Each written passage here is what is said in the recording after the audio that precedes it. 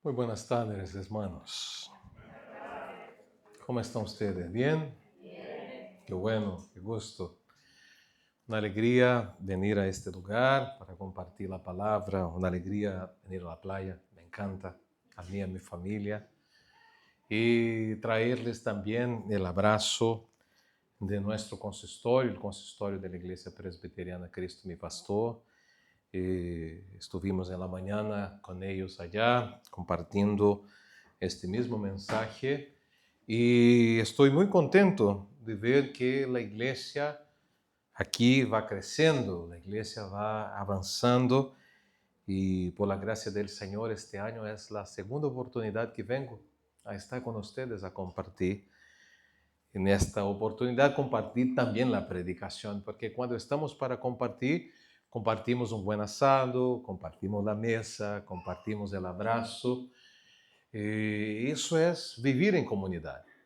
Y es muy, muy interesante que Josué, en ese texto que recién leímos, llama a la comunidad, llama a las personas, a los sacerdotes, llama a los líderes del pueblo, a los representantes de las tribus, y reúne toda esta gente y está haciendo un discurso de despedida.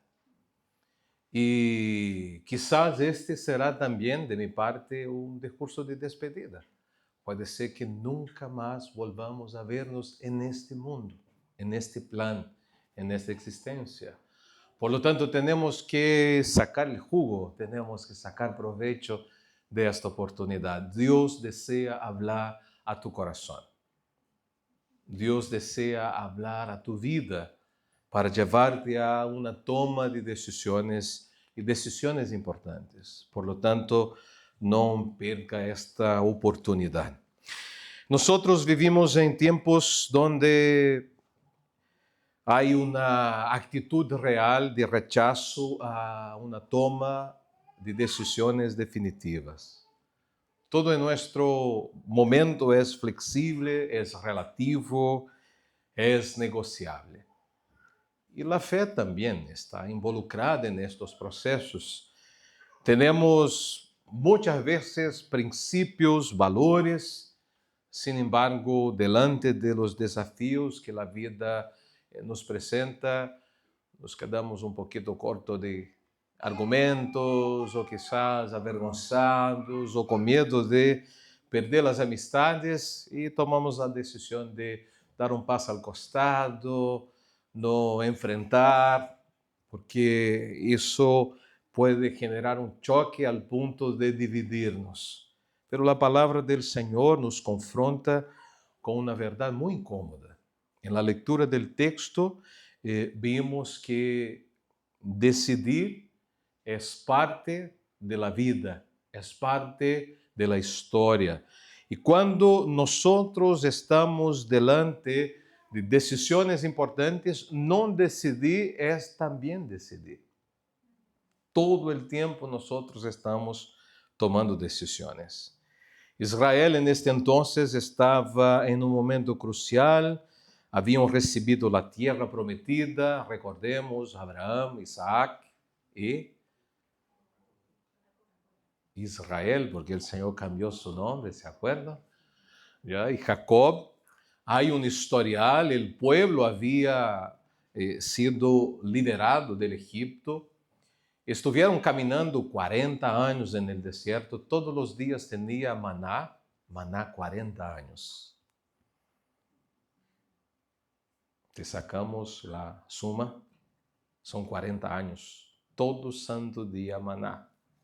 De cierto, uno u otro reclamó, otra vez maná, otra vez maná. Pero Dios va cuidando a su pueblo, va proveyendo a su pueblo, y lo que Josué está haciendo en ese texto es exactamente eso, lo llama a terreno, a considerar su história. E quando miramos nosso passado, há três verbos que quero poner ênfase neste momento. Quando miramos nosso passado, necessitamos aprender a mirar nosso passado com uma consciência de gratidão. agradecer. É o primeiro verbo. E se hacemos rapidamente um exercício, poderíamos quizás dizer ebenecer, hasta que o Senhor nos ha bendecido. E temos que mirar ao passado com gratidão, agradecer. A segunda coisa que temos que fazer quando somos invitados a um exercício de reflexão é que a gratidão automaticamente nos leva a um segundo verbo. Há que agradecer, pero há que reconocer. E é um verbo importante porque muitas vezes agradecemos, sim, pero olvidamos que Deus sigue conosco, está a nosso lado, não nos deixará, não nos abandonará. Ele permanece conosco. Reconocer, pero reconocer como chegamos aqui, como estamos neste momento. E às vezes estamos llenos de heridas, de dúvidas, de dolores, de raiva, de malos sentimentos. Ou às vezes estamos tranquilos, super contentos, e o coração está em paz. E por que isso? Porque reconhecemos que Deus está conosco. Pero há um terceiro verbo que quero fazer hincapié neste primeiro momento. Agradecer, reconhecer, avançar. Há que seguir adelante. Este pueblo havia conhecido histórias, histórias, histórias. Alguns de eles, pouquitos, que todavia estiveram no Egito como Josué. Havia visto a mão poderosa de Deus em las 10 plagas. Havia caminhado por el deserto. Havia estado em um campamento no deserto. Tinha sua carpa, recordava a carpa grande que estava ao meio do campamento, a carpa de Deus, porque Deus se tabernacularizou com seu povo. Ele tinha sua tienda aí também, sua carpa aí também. O Deus que está presente. Agora, Josué está dizendo que é necessário avançar, seguir adelante. E a vezes nos cuesta, porque confiamos em um homem. Josué está dizendo, hasta aqui chego. Está terminando meu período. É como um papá que tem que dizer a seu filho, hijo, hasta aqui. Já tem 18, a la universidade, a hacer tu vida. Ou a um pastor que diz à igreja, hasta aqui, me vou, não sei, a plantar. Ou às vezes a própria igreja que diz, pastor, hasta aqui, tchau. Isso passa também. E a igreja presbiteriana passa bastante, para que sepam onde se estão metendo. Por isso que a los pastores, a los predicadores, ter a oportunidade de compartilhar a palavra é um privilégio que pode ser a última vez. E nesta oportunidade eu quero compartilhar com vocês 3 lições desse texto.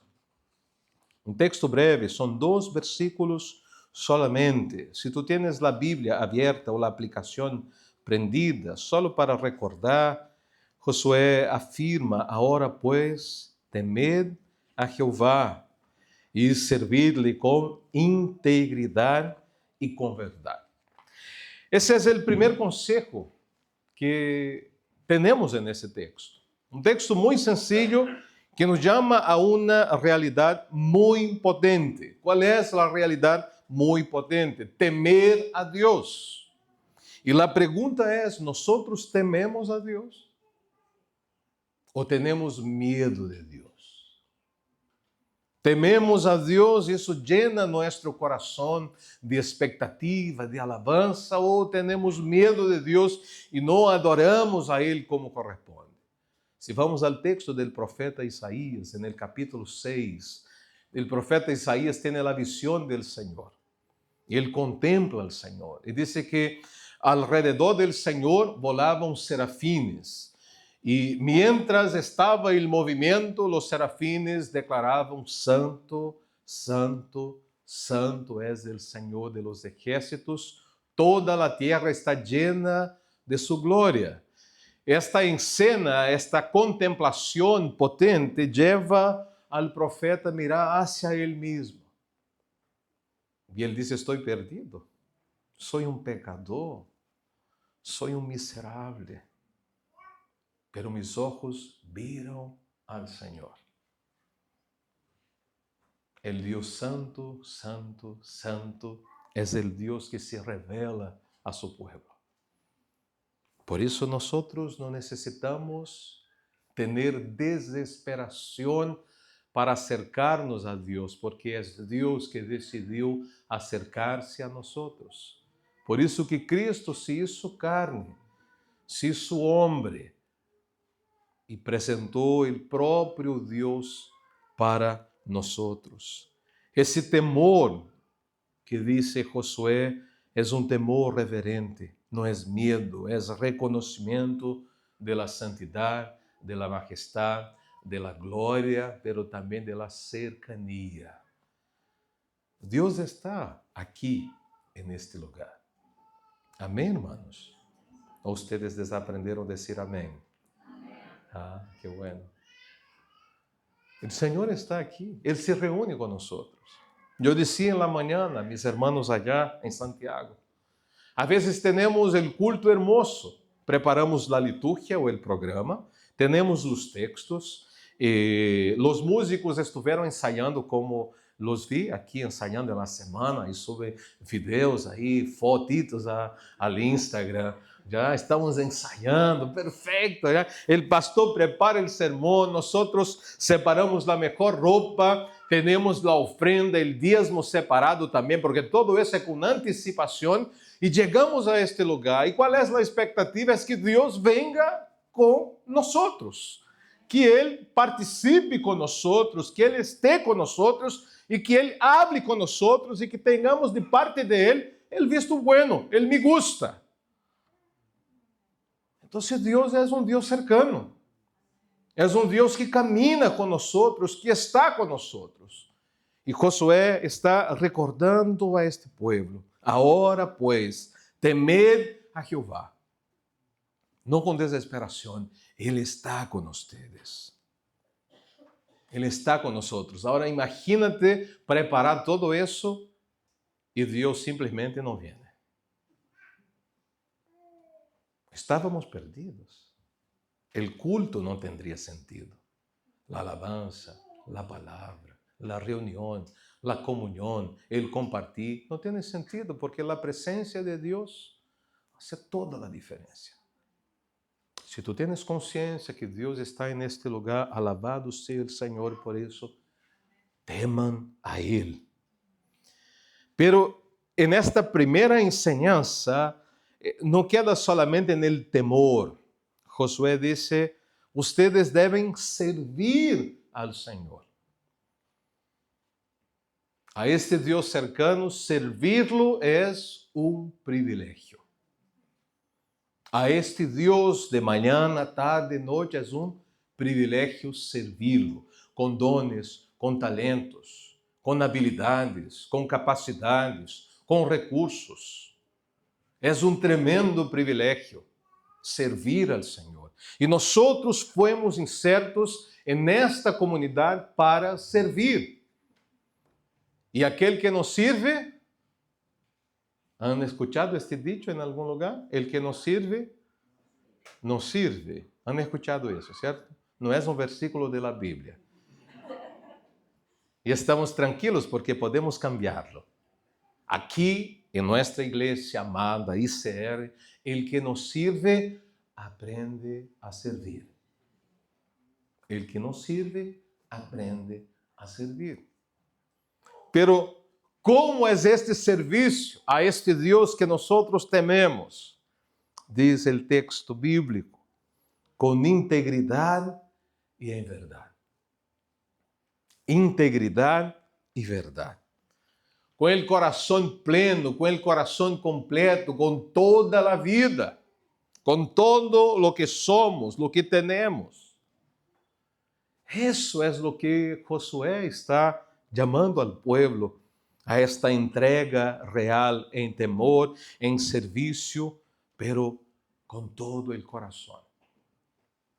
Dios no te quiere solamente en partes. Él desea tenerle todo. Yo escuchaba recién veniendo para acá una loca que decía, si tú tienes 5 minutos para Dios, entrega estos 5 minutos para Dios. ¿Cómo que una persona tiene 5 minutos para Dios? Tenemos 24 horas para el Señor. Una semana entera para el Señor. El mes entero para el Señor, el semestre entero para el Señor, el año entero para el Señor, toda nuestra vida para el Señor.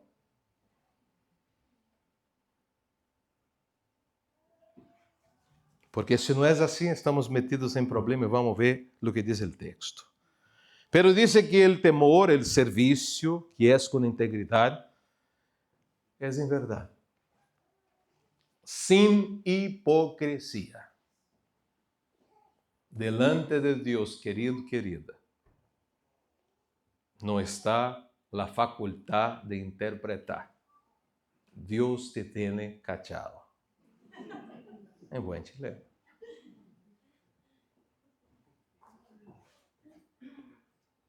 Así nomás. Dios sabe lo que hiciste en el verano pasado, en el otoño pasado, lo que sea. Él sabe quién eres. Él te conoce. El pastor dijo, no, yo tampoco. Pero el Señor sí. El Señor te conoce. Sabe tu pasado, tu presente, tu futuro. Por eso que nuestro temor, nuestro servicio es en verdad. Con transparencia. Con Dios es sí y no. No hay más o menos. Es así que Josué está convocando a esta gente a un espacio de reflexión. ¿Por qué razón? Porque en la vida cristiana no hay espacio para la superficialidad. Nuestra fe no es una fe cultural, dominical, sea en la mañana o en la tarde.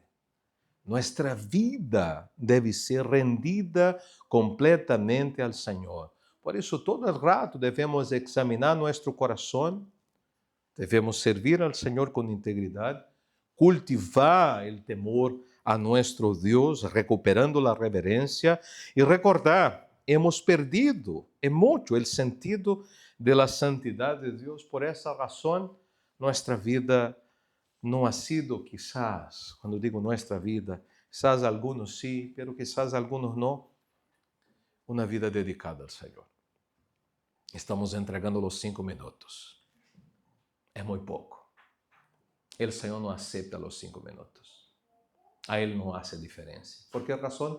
Porque Él entregó todo por ti. No envió a Jesús para hacer un par de cosas. Él hizo todo. Él hizo todo. Hay una segunda enseñanza en ese texto, también. La parte B del versículo 14 dice lo siguiente: quitad de entre vosotros los dioses, desechad los ídolos. Josué no dice ignore a los ídolos. Josué dice ustedes deben botarlos, quitarlos. Y en nuestra cultura tenemos algunos ídolos visibles. Y los ídolos comen, tragan vivos sus adoradores. Tenemos el ídolo del dinero. Nos desesperamos buscando el dinero. Nos quedamos enfermos para tener dinero. El dinero es bueno, pero no es todo. Y la Biblia dice que el amor a la platita. Es pecado. No, pastor, a mí no me gusta el dinero, qué bueno. Está el otro ídolo, el éxito, el reconocimiento, los aplausos, el dedito arriba, el like.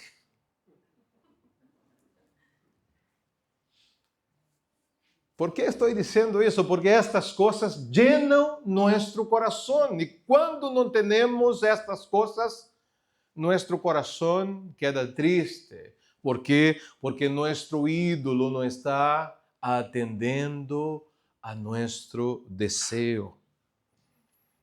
Está otro más sutil quizás, que es la comodidad. Tengo salud, tengo un buen matrimonio, tengo hijos, tengo una buena casa, un buen auto, una buena iglesia, buenos amigos. Cuidado con lo que está tomando el lugar de Dios en tu vida y en tu corazón. Hay otro ídolo, el ídolo del control. Todo bajo mi control.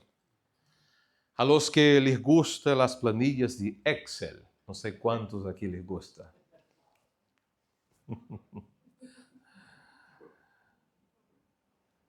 Yo llevo un poquito de tiempo como pastor y a mis tesoreros a lo largo de los 25 años les encantan las planillas. A mí también, me encanta. Y algunos dicen, pastor,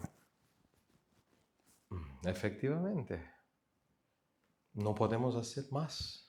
Es lo que tenemos, es nuestra realidad.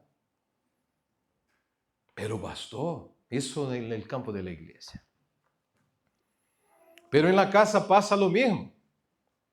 Mira cómo está. Y hay problemas matrimoniales en razón de la bendecida o maldita planilla de Excel. ¿Por qué razón? Porque el marido dice, estoy perdiendo el control. O la esposa también, porque hay algunas chicas que a ellas les encantan también las planillas de Excel. Querido, no tienes control de nada. No tienes el control de la cantidad de latidos del corazón que está en este momento moviéndose en tu pecho. No tienes el control. No sabes qué va a pasar mañana. No sabes lo que va a pasar en un rato más. No tienes el control. Relájate.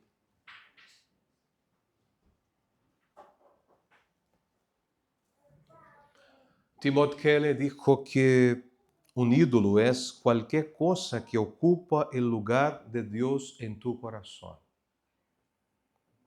Si Dios es la fuente de donde vienen los recursos que necesitan, no hay espacio para que el dinero esté sentado en el trono de mi corazón. Si el Señor es el placer, la realización, la alegría de mi corazón, no me importa el éxito. No me importa el reconocimiento. Si Dios es la razón de mi paz, de mi descanso, ¿qué me importa la comodidad? Si Dios es aquel que me da el like, el visto bueno, ¿qué me importa la aprobación de los demás? Si el Señor está en el control del universo y llama por nombre las estrellas y ellas obedecen a su voz, ¿qué me importa tener control? En paz me acostaré y asimismo dormiré, porque solo tú, Señor, me haces vivir confiado. No debe haber espacio en nuestro corazón para ídolos, porque nosotros somos especialistas y nosotros mismos hacemos nuestros ídolos. Obviamente que en el contexto, Josué dice, vuestros padres al otro lado del río tenían estos dioses y servían a estos dioses, a estos ídolos. sus padres que conocieron la revelación de Dios, a sus padres que recibieron en el desierto la revelación de la ley, Éxodo capítulo 20. Versículo 1, yo soy Jehová tu Dios que te quité, que te saqué de la tierra del Egipto, de la casa de servidumbre. Versículo 2 dice, no tendrás otros dioses delante de mí. ¿Por qué razón? Porque si nuestro corazón no está en Dios, está en algún lugar. Si nosotros no adoramos a Dios, estamos adorando a ídolos. Si nosotros no tenemos a Dios como prioridad en nuestro corazón, otras cosas pueden ser prioridad. La esposa, el marido, los hijos, el trabajo, hasta la iglesia puede ser un ídolo. Nuestro corazón es una fábrica de ídolos, dijo Juan Calvino. Pero termino. Y qué bueno que el pastor es breve. O quizás no es tan breve. Hay un sermón espada, ¿no es? Es un sermón largo, ¿no dice? Extenso, como Chile. Es un país largo y hay sermones que son así, ¿no? Entonces, pero en el versículo 15 hay algo muy particular. Josué dice, hermanos, queridos, que hemos conocido de Dios, que estamos conscientes de su santidad, de su grandeza, de su majestad, yo les invito a una reflexión, pero una reflexión que lleva a una decisión. ¿Cuál es la decisión?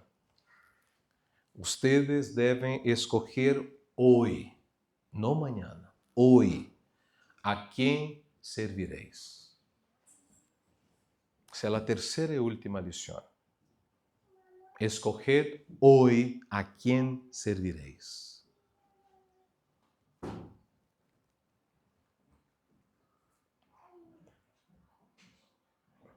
Opciones reales. Los dioses de vuestros padres.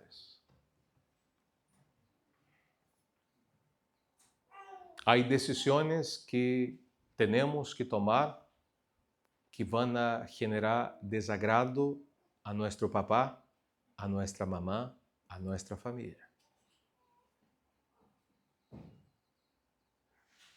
Romper con los dioses de mi papá y de mi mamá, de mi familia.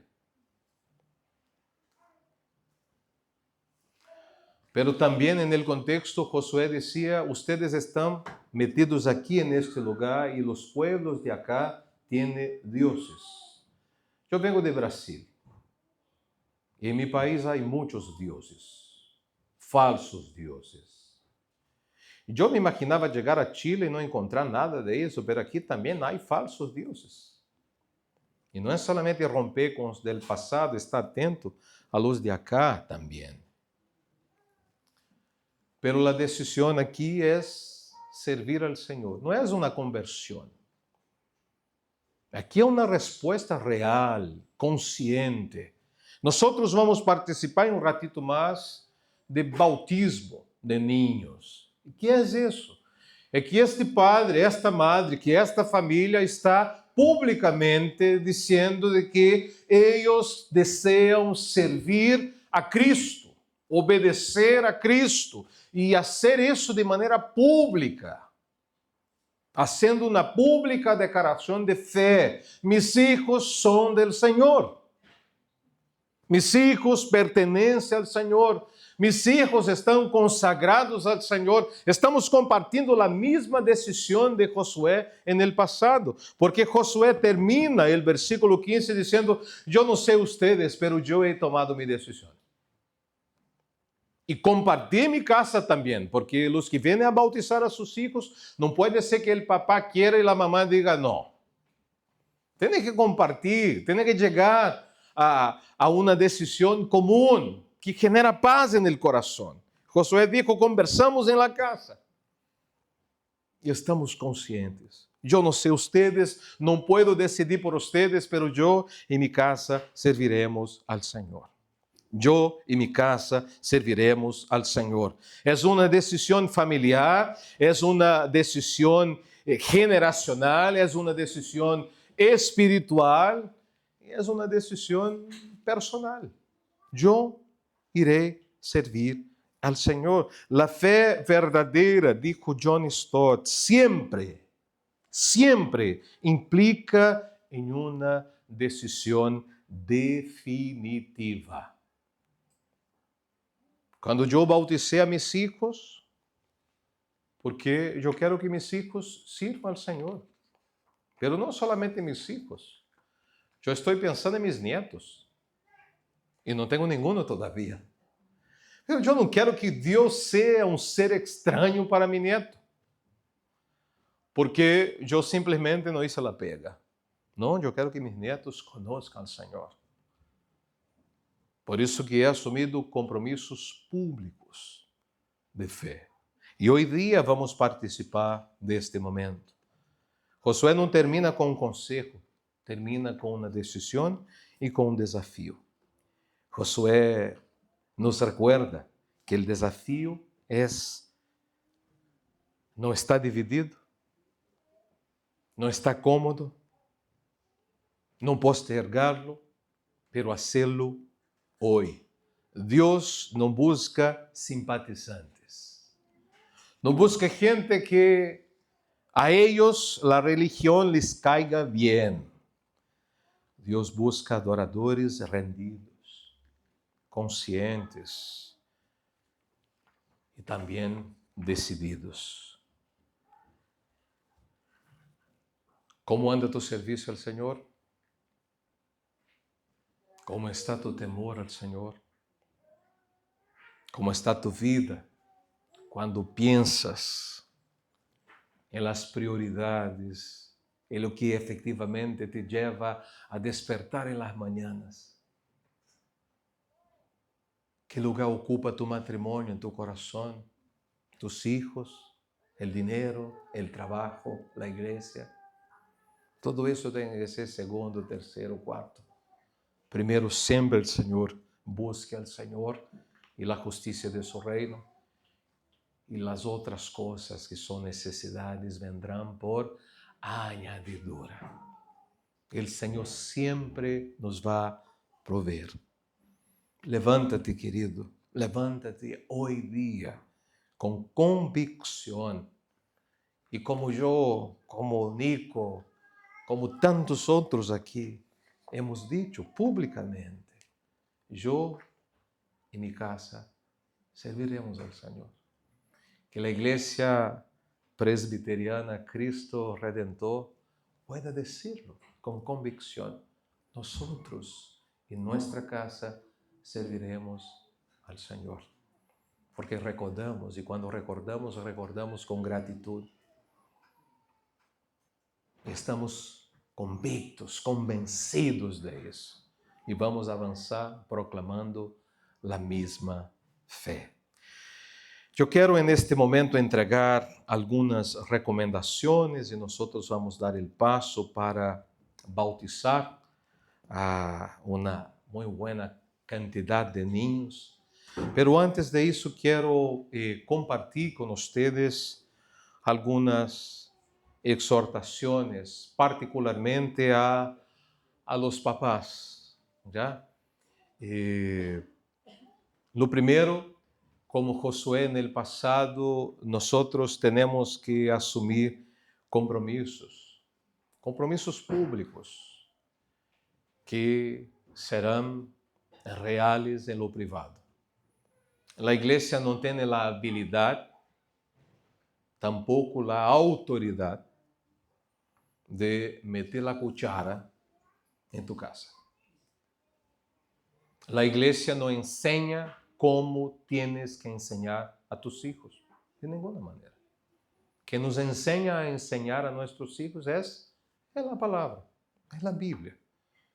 Por eso que en la iglesia recibimos consejos, pero ponemos en práctica en la individualidad de nuestro hogar, en la crianza de nuestros hijos. Pero queremos que puedan hacerlo según la voluntad de Dios revelada en las Escrituras. Y en este momento la iglesia te puede ayudar, apoyar, orientar, guiar, aconsejar. Y esa va a ser nuestra función. Pero es importante para estos padres que reconozcan que tienen la responsabilidad de instruir a estos niños. ¿Y cómo los van a instruir? Van a instruir especialmente a través del testimonio. El papá y la mamá representan el Cristo más cercano a sus hijos. Si el modelo es mal, los niños van a imitar el modelo mal. Papá, mamá, mira la responsabilidad que ustedes tienen. Son los primeros pastores de sus hijos. Sus hijos deben desear tener la misma fe que sus papás. Yo deseo que mi hijo llegue a un nivel de decir: el Dios de mi Padre es mi Dios. El Cristo de mi Padre es mi Cristo. La salvación de mi Padre es mi salvación. Yo quiero que él tenga su experiencia con Cristo. Y quiero que él transmita para mis nietos también. Y para... No, ahí ya es demasiado, no logo los tataranetos, no creo. Pero tenemos la responsabilidad. Y tenemos la Biblia en la iglesia confesional presbiteriana, tenemos la confesión de fe, tenemos los catecismos, el catecismo mayor, el catecismo menor. Es una instancia de enseñar a nuestros hijos y cumplir con esta grande labor. Pero los papás, es imprescindible que ustedes oren por sus hijos. Cuando mis hijos eran recién nacidos y estaban dormindo, yo despertava en la madrugada y me acercaba donde ellos estaban dormindo, para por lo menos tener la certeza que seguían respirando. Yo no sé si ha pasado a otros aquí. ¿A todos? Ah, ya, entonces yo no soy el único pecador, ¿ya? Me acercaba, sigue vivo, está respirando. Aprovechaba en este momento porque como no tengo el control de orar por nuestros hijos. Los padres son intercesores de sus hijos, claman por sus hijos. Hoy día yo estoy cumpliendo 47 años. ¿Ya? 26 de abril de 1979 fue mi estreno en este mundo. El gran estreno. Yo extraño hoy día el saludo de una persona. Tengo a mi esposa, la amo. Tengo a mis hijos, los amo. Tengo la iglesia, los quiero. Pero extraño un saludo. Un saludo que hace 3 años fue silenciado. Se cambió, fue vivir en el cielo. Mi mamá me habría saludado. ¿Sabe lo que mi mamá me enseñó? A orar por los hijos. Mi mamá siempre oró por mí. Entonces, cuando tú, mamá, papá, ora por tus hijos, está poniendo en ellos huellas que permanecerán. Pero también hay promesas. La Biblia dice que a nuestros hijos y para ellos está la bendición del Señor. Hechos capítulo 2, versículo 39. Dice, porque para vosotros es la promesa y para vuestros hijos y para todos los que están lejos, para cuantos el Señor nuestro Dios llamare. Y estableceré mi pacto entre mí y tu descendencia después de ti en sus generaciones, por pacto perpetuo para ser tu Dios y el de tu descendencia después de ti. Cree en el Señor Jesucristo y serás salvo tú y tu casa.